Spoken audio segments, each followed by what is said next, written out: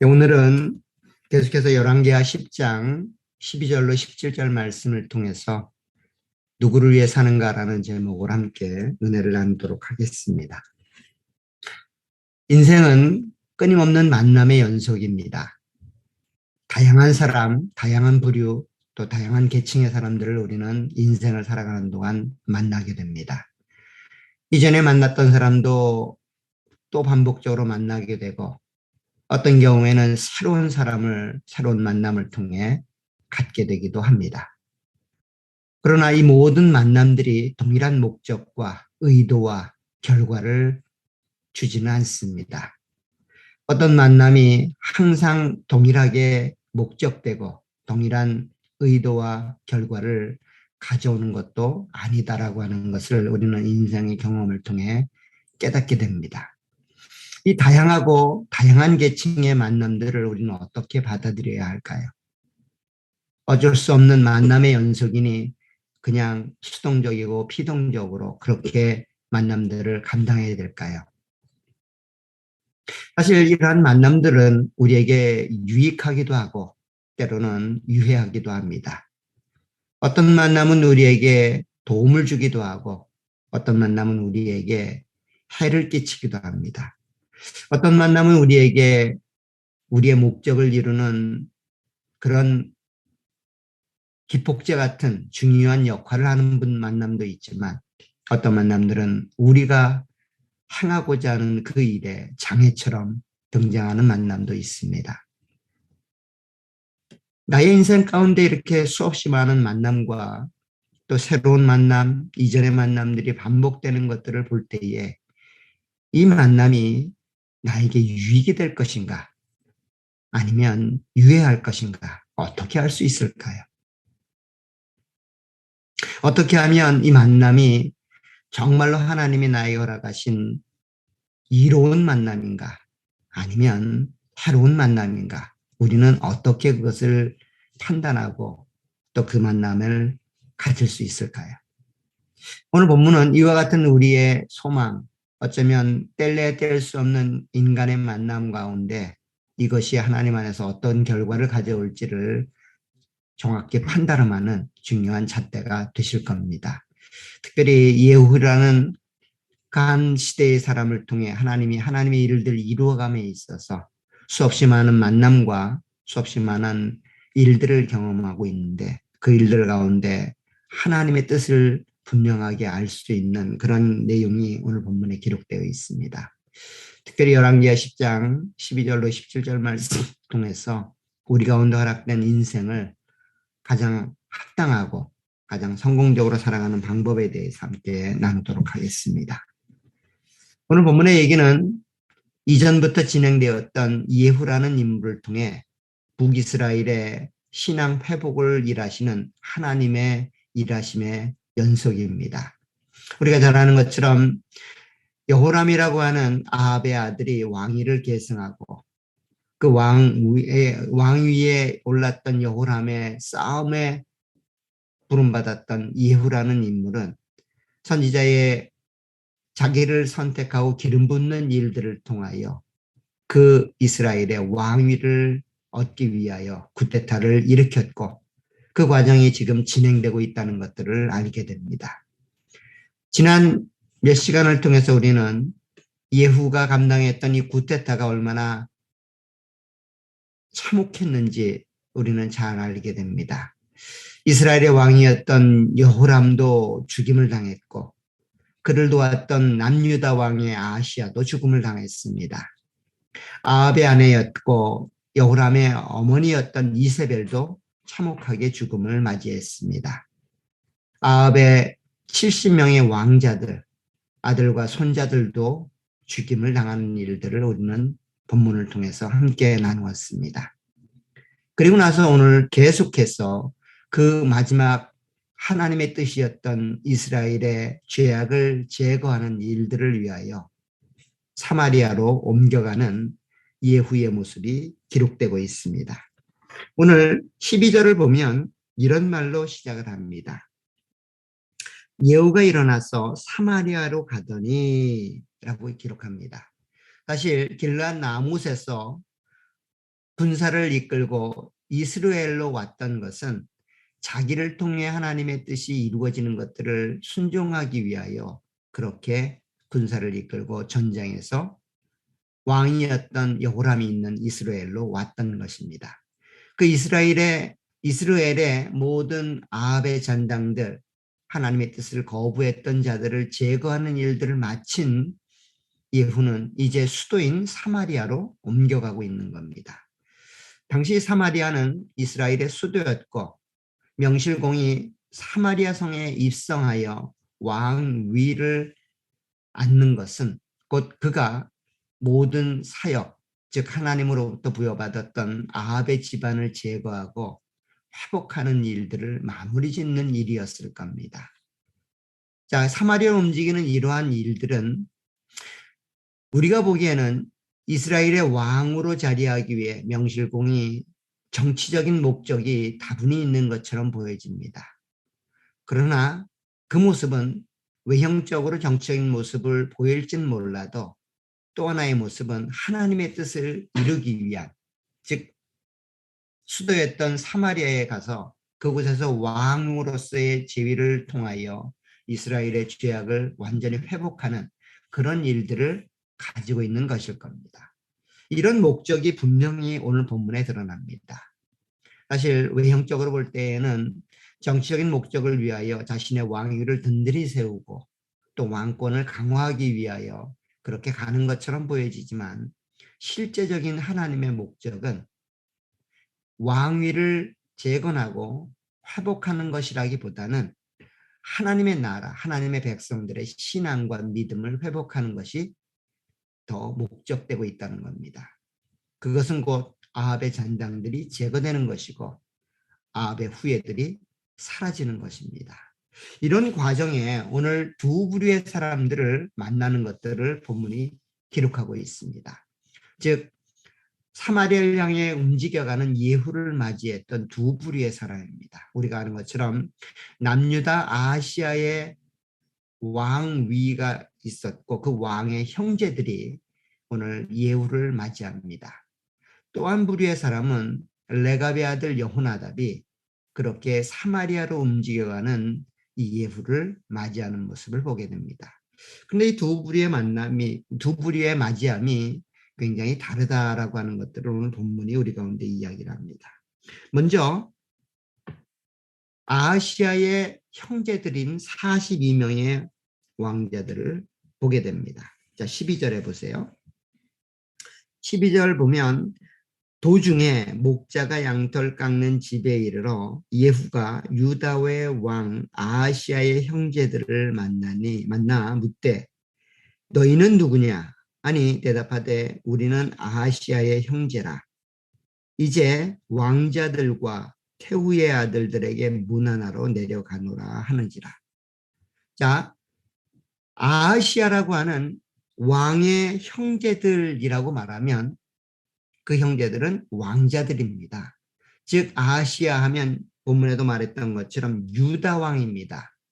아하시아라는 인물이 이스라엘 왕의 이름도 있기 때문에 헷갈리기 쉬우신데 여기 등장했던 이 아하시아는 그 다메섹에서 죽임을 당한, 그렇지만 예루살렘으로 옮겨 다윗의 묘실에 장사되었던 유다의 왕입니다. 즉 유다 왕의 형제들인 그 왕자들이 지금 북이스라엘을 향해 오고 있는 겁니다. 사마리아를 향해서 가고 있는 중입니다. 그런데 그 가는 목적이 본문에 이렇게 나와 있습니다. 이제 왕자들과 태후의 아들들에게 문하나로 내려간다라고 말합니다. 즉 사마리아를 가고 있는 이 42명의 아하시아의 형제들이 사마리아를 가는 목적은 왕자들과 태후를 문안하기 위함이다라고 말을 합니다. 여기 등장했던 이 왕자들은 누군가요?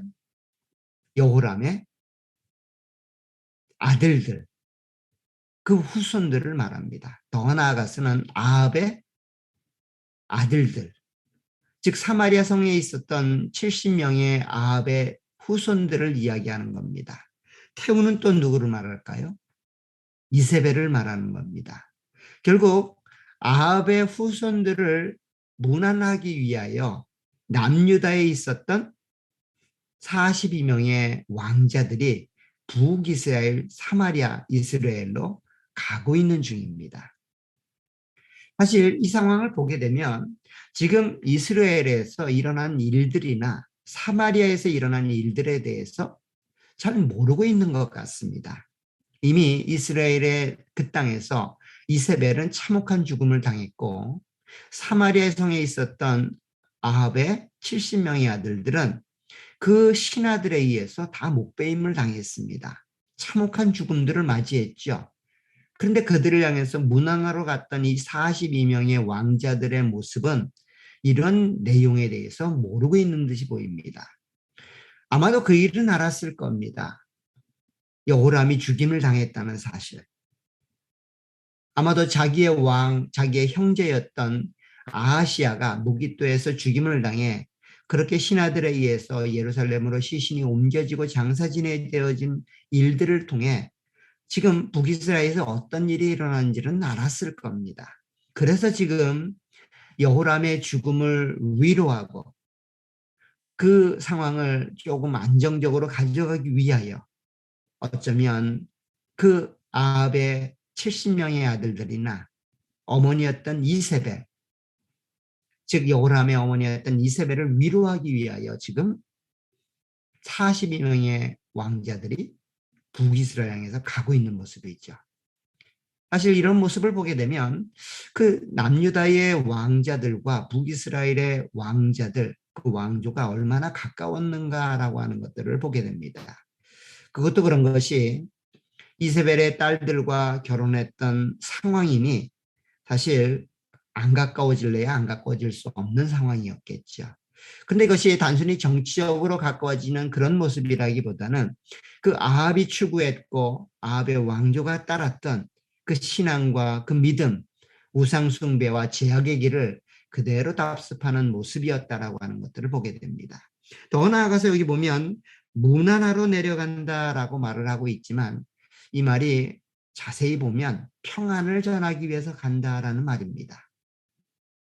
사실 평안이라는 이 주제는 여호람이나 아하시아나 이세벨의 죽음의 가장 핵심을 이루었던 내용들인 거죠.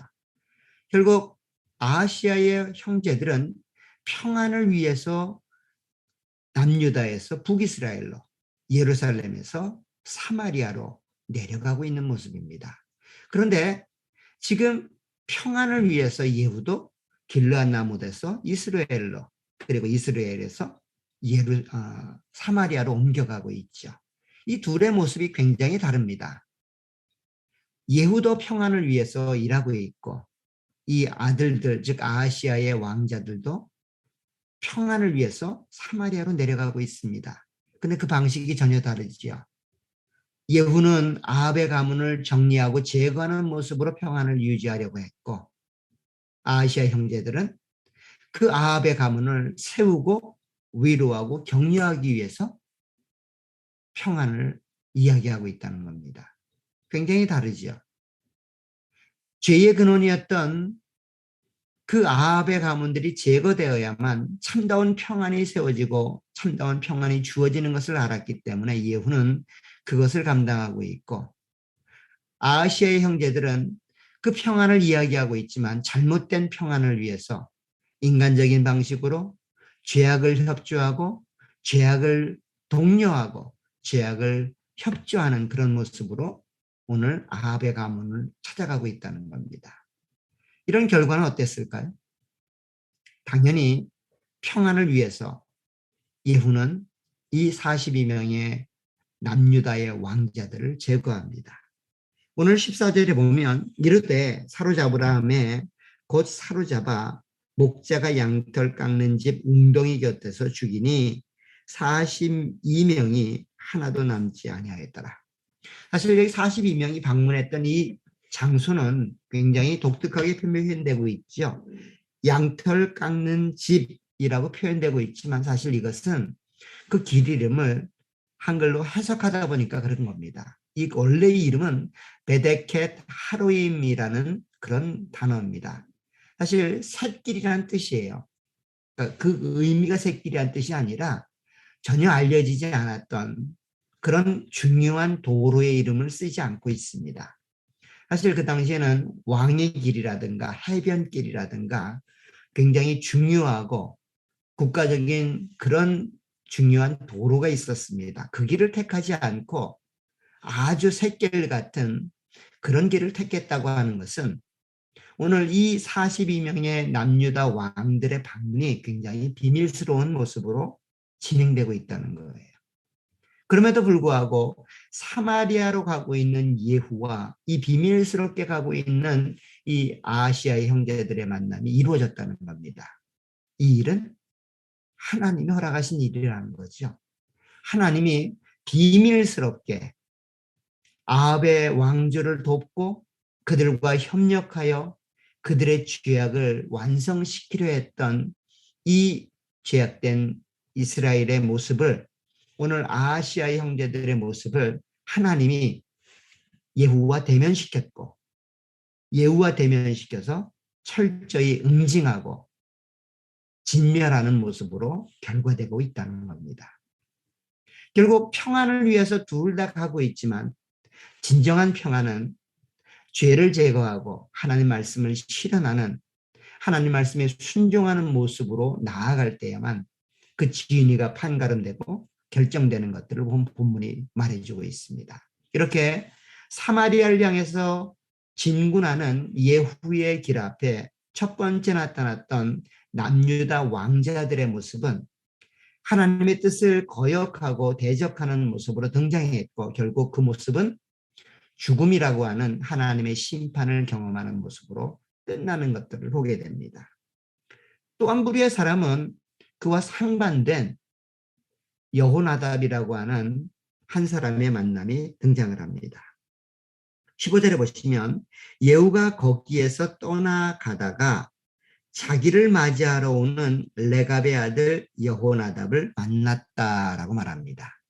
즉 동일한 길이죠. 이스라엘에서 사마리아로 가고 있는 길 중에 예후가 또 한 사람을 만나게 됩니다.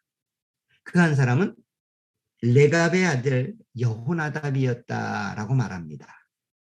이 레갑의 아들 여호나답을 만난 이 모습은 굉장히 독특합니다. 예후는 지금 하나님의 뜻을 이루기 위하여 그렇게 사마리아로 가고 있고, 그 도중에 만났던 많은 사람들에게 동일하게 묻습니다. 오늘 아시아의 형제들을 만났을 때에도 그에게 묻습니다. 너희는 누구냐라고 묻습니다. 도대체 누구길래 나를 맞이했느냐라고 묻는 것처럼 보여집니다. 오늘 레갑의 아들 여호나답도 이 사마리아로 가고 있는 예후를 맞이했다라고 말합니다. 그 맞이한 과정 속에서 이렇게 묻습니다. 그의 안부를 묻고 그에게 이르되 내 마음이 내 마음을 향하여 진실함과 같이 내 마음도 진실하랴 하니 여호나답이 대답하되 그러하나이다. 즉 내 마음이 너에 대해서도 진실할 것이고 앞으로 행하는 일에도 진실할 건데 너도 그러하냐. 굉장히 독특하고 생뚱맞는 이야기처럼 보여집니다. 좀 더 쉽게 이야기하면 하나님의 뜻을 위해서 이렇게 사마리아로 가고 있는 나의 마음, 나의 목적, 나의 이 일이 너에게도 동일한 모습이냐라고 하는 모습이고, 사심없이 이 일들을 감당하고 있는 이 과정 속에 너도 동일하게 사심없이 이 일에 협조하고 맞이하고 있는 것이냐라는 질문과 답입니다. 그러자 자신과 동일한 진실함 속에 이 모든 일들이 이루어졌다라고 말을 하자, 그러면 나와 손을 잡자라고 제안합니다. 그러자 손을 잡겠다라고 이야기합니다. 그 결과로 병거에 함께 올라가는 그런 일들을 맞이하게 됩니다. 그리고 나서 이렇게 이야기합니다. 이르되 16절에 보시면 나와 함께 가서 여호와를 위한 나의 열심을 보라. 즉 이 모든 일들이 여호와를 향한 나의 열심, 하나님을 향한 나의 사랑, 하나님 말씀에 대한 나의 순종, 이런 것들을 이야기하고 있다는 겁니다. 결국 아합에 속한 모든 잔당들을 제거하는 것, 아합에 속한 사람들을 진멸하는 것. 그것이 여호와를 향한 나의 열심이고 하나님을 향한 나의 사랑이라는 겁니다. 하나님이 나를 왕으로 세워 주신 사명은 군림하고 지배하고 통치하는 것이라기보다는 그 군림하고 지배하고 통치하는 목적이 악을 제거하고 악을 이 땅에서 버리는 것, 그리고 하나님을 사랑하고 하나님을 따르며 하나님을 섬기는 모습으로 회복하는 것, 그것을 위하여 이 모든 일들이 시행되고 있고 진행되고 있음을 알게 된다는 겁니다. 그래서 오늘 17절에 함께 병거에 올랐던 여호나답과 예후는 이렇게 일들을 진행해 나갑니다. 사마리아에 이르러 거기에 남아있는 바 아합에게 속한 자들을 죽여 진멸하였다라고 말합니다. 사실 한 부류의 사람은 이 하나님의 뜻을 이루는 일에 장애가 되는 자들이었고, 한 부류의 사람은 이 하나님의 뜻을 이루는데 도움이 되는 자들이었다라고 이야기합니다. 외형적으로 보면 42명이라고 하는 숫자가 훨씬 더 유익해 보입니다. 이 사람들만 잘 활용해도 굉장한 힘이 될 것이다라는 생각이 있습니다. 그러나 그 42명이 무익했다고 하는 것, 아니 무익한 정도가 아니라 해로웠다고 하는 것 자체가 오늘 본문에서 이야기하는 내용입니다. 한 명이라고 하는 숫자는 어찌 보면 큰 힘이 되지 않을 것 같습니다. 한 명 있으나 마나 할 것 같습니다. 그럼에도 불구하고 하나님의 뜻을 이루는데 굉장히 유용했고 힘이 되었다라고 하는 것들을 본문이 우리 가운데 제시하고 있습니다. 즉 하나님의 뜻을 이루는데 도움이 되는 사람도 있지만 해가 되는 사람도 있다는 것들을 본문이 굉장히 우리 가운데 잘 보여줍니다. 그런데 독특한 것은 예후가 이 일을 감당하면서 등장했던 이 두 부류의 사람들이 굉장히 다른 출처를 갖고 있다는 겁니다. 먼저 예후가 감당하려고 했던 이 아합 집안을 제거하고 아합의 영향권에 있는 모든 것들을 회복하는 일들 가운데 무익했고 도움이 되지 않고 오히려 해가 되었던 인물들은 특이하게도 하나님의 언약 백성인 남유다, 특별히 하나님이 특별하게 생각했던 다윗 왕조의 후손들이라는 거예요. 참으로 감당할 수 없는 일들인 거죠.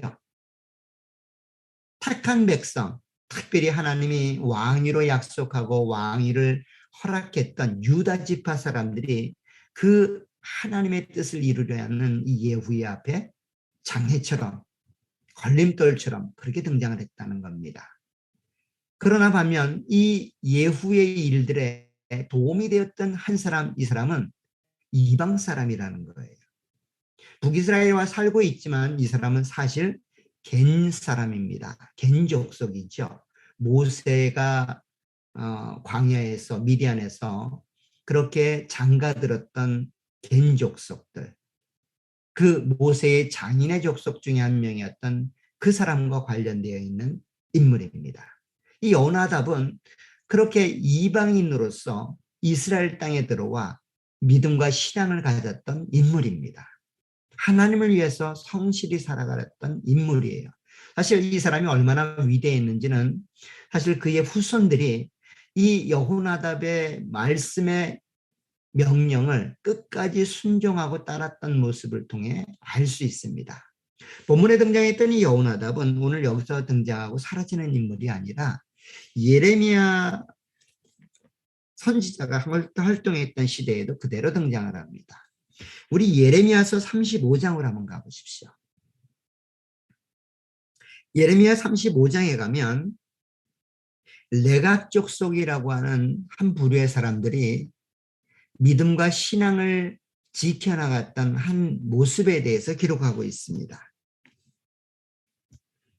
구약성경 1109쪽에 가보면 예레미야 35장이 등장하는데 우리 2절부터 보겠습니다. 이 레갑 족속에 대해서 이제 설명이 등장을 하는데 이렇게 되어 있습니다. 너는 레갑 사람들의 집에 가서 그들에게 말하고 그들의 그들을 여호와의 집 한 방으로 데려가 포도주를 마시게 하라 하시니라. 이에 내가 하바시냐의 손자요 예레미야의 아들인 야사네와 그의 형제와 그의 모든 아들과 모든 레갑 사람들을 데리고 여호와의 집에 이르러 익다랴의 아들 하나님의 사람 하난의 아들들의 방에 들였는데 그 방은 고관들의 방 곁이요 문을 지키는 살룸의 아들 마아세야의 방 위더라. 내가 레갑 사람들의 후손들 앞에 포도주가 가득한 종제를 술잔에 놓아 마시게라 권하매 그들이 이르되 우리는 포도주를 마시지 아니하겠노라. 레갑의 아들 우리 손조 요나답이 우리에게 명령하여 이르기를 너희와 너희 자손은 영원히 포도주를 마시지 말며 또 너희가 집도 짓지 말며 파종도 하지 말며 포도원을 소유하지도 말고 너희는 평생 동안 장막에 살라. 그리하면 너희가 머물러 사는 땅에서 너희 생명이 길리라 하였으므로 우리가 레갑의 아들 우리 손조 요나답이 우리에게 명령한 모든 말을 순종하여 우리와 우리 아내와 자녀가 평생 동안 포도주를 마시지 아니하며 살 집도 짓지 아니하며 포도원이나 밭이나 종자도 가지지 아니하고 장막에 살면서 우리의 선조 요나답이 우리에게 명령한 대로 다 지켜 행하였노라. 이것이 레갑 족속이 보였던 모습입니다. 그런데 여기 등장했던 레갑 족속에게 명령했던 한 사람, 우리의 선조 요나답이 우리에게 명령하여 이른 그 내용들을 지켰다라고 이야기하는데 여기 등장했던 이 요나답이 오늘 본문에 등장하는 여호나단과 같은 이름입니다. 어떻게 읽느냐에 따라서 요나답이 되고 여호나단이 됩니다. 결국 예후를 맞이했던 이 여호나단은 레갑 족속의 조상처럼 받들여지고 있다는 겁니다. 그때 그가 그렇게 받들여진 이유는 그의 출중함이나 그의 권세가 말해주는 것이 아니라 그가 보였던 신앙과 그가 보였던 하나님을 향한 사랑이 얼마나 강력했는가라고 하는 것들을 보여주죠. 포도주를 마시지 말고 집도 짓지 말고 장막에 거하라라고 했던 이 말은 단순한 명령이 아니라 하나님의 뜻을 이루기 위한 하나님의 말씀이었다는 겁니다. 그 말씀의 내용을 오늘 레갑 족속은 2,300년이 지났음에도 불구하고 그렇게 지켜지고 있다는 겁니다. 결국 이 말씀의 순종함이 여호나단이 보였던 신앙을 통하여 그 후손들에게 그대로 전달이 되었고 그 후손들은 하나님의 말씀처럼 그 여호나단의 말을 순종으로 감당했다는 거예요. 사실 이 말씀을 이렇게 기록했던 이유는 예레미야 당시에 이스라엘이 하나님 말씀을 버리고 패역한 길을 가고 있는 모습을 대조적으로 설명하기 위함이었던 거죠. 대조적으로 설명하기 위함이었고 결국 이스라엘 백성들의 죄악을 극대화하고 극명하게 보여주기 위하여 레갑 족속의 순종과 믿음이 부각되고 있는 겁니다. 결국 옛날에 한번 말씀드렸던 것처럼 이 레갑 족속의 후예들은 바로 예수 그리스도가 오셨던 그날에 그 광야에서 양들을 쳤던 목자들의 모습으로 등장한다라고 말씀을 드렸습니다. 결국 하나님을 향한 사랑, 순종이 메시아를 맞이하는 첫 번째 주인공들이 되는 굉장한 은혜를 경험하게 되었고 그들이 하나님 말씀을 지켜나가는 근원은 바로 조상이 선포했던 말씀을 순종하는 모습으로 지켜나가는 과정 속에 얻게 되었다라고 보여진다는 겁니다.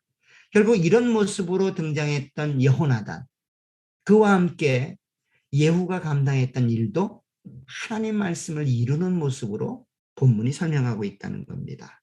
오늘 본문에 가보면 그 결과를 즉 사마리아로 가는 과정 속에 만났던 두 부류의 사람과 만남을 통하여 이루어지는 일들은 곧 하나님의 말씀을 이루는 일들이었다라고 설명합니다. 17절 하반절에 보면 이렇게 되어 있습니다. 즉 사마리아로 가서 아합과 그에 속한 모든 자들을 죽여 진멸하였으니 여호와께서 엘리야에게 이르신 말씀과 같이 되었더라. 결국 하나님 말씀을 순종하고 그 말씀을 이루는 방식을 통하여 오늘 사마리아로 가는 과정 속에 만났던 두 부류의 사람들이 판가름 나게 된다는 겁니다.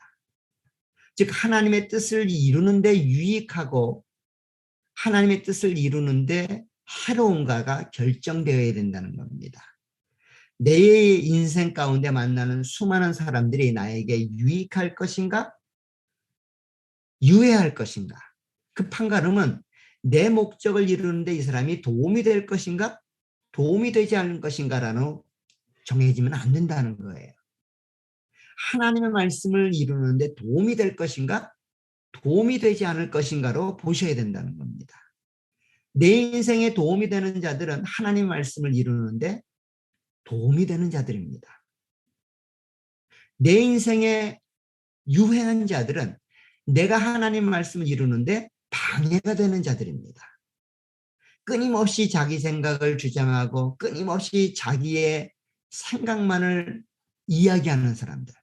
하나님 말씀과는 철저히 외면된 채 하나님 말씀에 대해서는 철저히 무지한 채 세상의 논리와 세상의 원리로 그렇게 자기 자신에게 다가오는 사람들.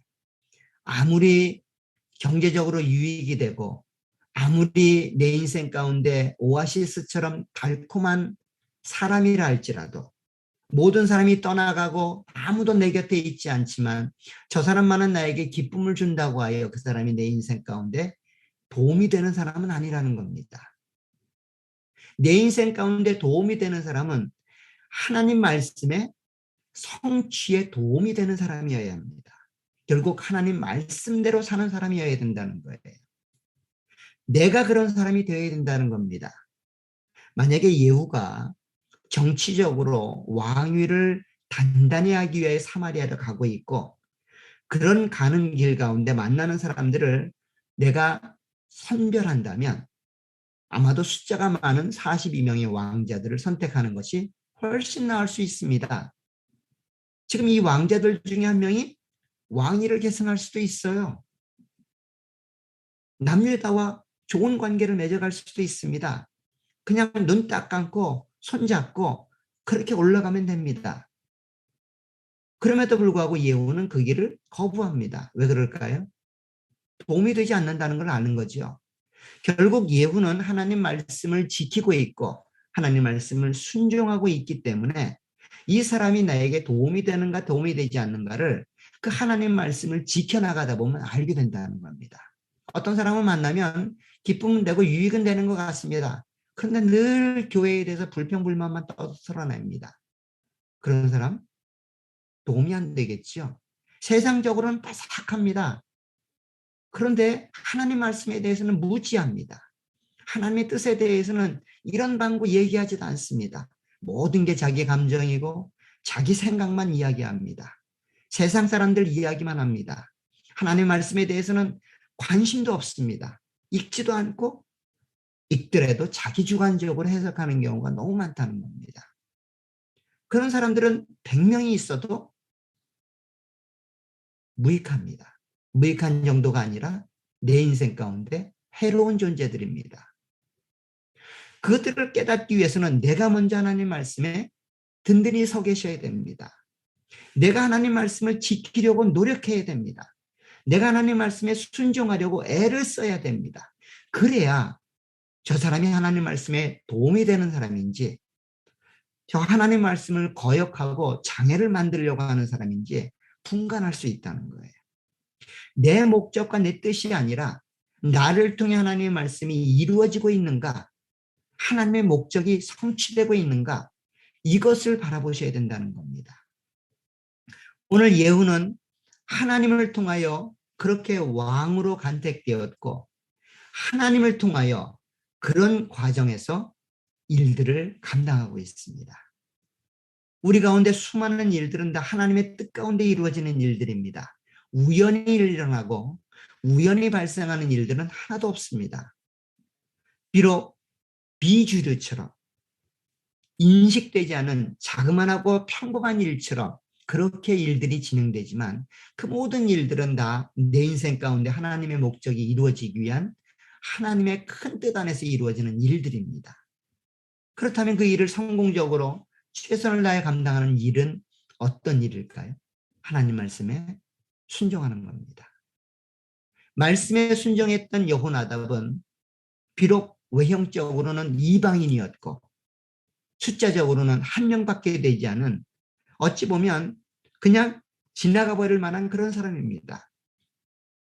그럼에도 불구하고 예후는 하나님 말씀을 지키려고 노력했고 참다운 평화와 평안을 이스라엘 땅 안에 자기 인생 가운데 이루기 위해서 그렇게 하나님 말씀에 몰입했고 하나님 말씀에 집중하고 순종했던 결과 이 사람이 하나님의 일을 이루는 가운데 소중한 사람이고 유익한 사람이다라고 하는 것들을 알 수 있었다는 겁니다. 사랑하는 여러분, 우리 가운데 만나는 수많은 만남들, 수많은 관계들, 새로운 만남도 있고 이전의 만남에 반복적인 만남도 있습니다. 그 모든 만남들은 여러분들이 서 있는 자리가 어떤 자리냐에 따라서 다르게 보입니다. 그 사람이 어떤 의도로 왔든 어떤 목적을 가지고 왔든 그게 중요한 것이 아니라 내가 어떤 목적과 의도를 가지고 그 만남과 그 사건들을 바라보느냐가 유해한지 아니면 유익한지를 판가름하는 중요한 잣대가 되실 겁니다. 오늘부터 하나님의 말씀을 다시 한번 가까이 하시고 그 말씀을 지켜나가도록 노력해 보시기를 부탁드립니다. 그것이 여러분들의 인생 가운데 만나는 수많은 만남들이 유익한 만남인지 아니면 유해한 만남인지를 판가름하는 중요한 잣대가 되실 겁니다. 나의 목적을 이루는데 내 인생 가운데 오아시스처럼 기쁨을 주는 그러한 내용들은 하나님 말씀이 집중되고 하나님 말씀이 목적될 때에만 올바로 역사될 수 있습니다. 하나님이 허락하신 이 구원의 길, 믿음의 길, 하나님의 영광의 길들을 끝까지 감당해 나가시되 특별히 하나님의 영광을 드러내는 귀한 모습으로 그렇게 우리 가운데 주어지는 만남들을 이루어 가시기를 간절히 부탁드립니다. 그러기 위해서 하나님 말씀에 좀 더 집중하시고 하나님 말씀이 목적이 되시고 여러분들의 인생의 목표가 하나님이 되시기를 간절히 축원합니다. 기도하도록 하겠습니다. 하나님 아버지 은혜와 복을 감사합니다. 우리 가운데 만나는 크고 작은 많은 만남들과 또 다양하게 만나는 그 만남들이 하나님의 뜻을 이루고 하나님 말씀을 이루는데 유익한 모습으로 등장할 수 있도록 은혜를 내려주옵소서. 우리의 눈은 세상 가운데 머물러 있고 환경과 조건 가운데 영향을 받아 어느 것이 옳은지 어느 것이 그른지 알 수 없는 그런 시대적인 상황 속에 놓여 있음을 보게 됩니다. 하나님 아버지 이러한 어지럽고 혼탁한 시대 속에서 유일하게 우리의 자리를 확인하고 우리의 모습을 정확히 볼 수 있는 모습은 오직 하나님 말씀에 순종하는 길임을 깨닫게 하시니 감사합니다. 다시 한번 그 말씀을 읽는 일에 열심내게 도와주시고 읽은 말씀을 적용해 나가는데 열심낼 수 있도록 은혜와 복으로 함께해 주옵소서. 그 말씀에 순종하며 그 말씀을 따라가는 일들이 우리 가운데 내용이 되고 목적이 되었다면 우리의 눈을 현혹하고 우리의 마음을 빼앗는 많은 환경적인 요소들과 조건들을 밝혀볼 수 있는 은혜가 있사오니 우리 가운데 그 은혜를 허락해 주시기를 원합니다. 특별히 외형적으로 볼품없는 사람들이 나의 인생 가운데 특별히 믿음의 여정 가운데 귀한 자들임을 우리로 알게 하셔서 그들을 위하여 합력하는 마음을 주시고 동역하는 생각들을 허락해 주시길 원합니다. 무엇보다도 말씀이 기준이 되고 말씀이 내용이 되고 말씀이 목적이 될 수 있도록 우리의 삶을 인도해 주옵소서. 주께서 허락하신 은혜를 따라 그러한 삶을 살아갈 수 있도록 은혜와 복으로 함께해 주시길 원합니다. 저희들의 교회가 그렇게 되게 하시고 저희의 가정이 그렇게 되게 하셔서 온전한 모습으로 온전히 주님께만 영광 돌리는 하나님 말씀만이 기준되고 내용이 되는 복되고 아름다운 삶이 될 수 있도록 은혜를 내려 주옵소서. 예수님의 이름으로 기도합니다. 아멘.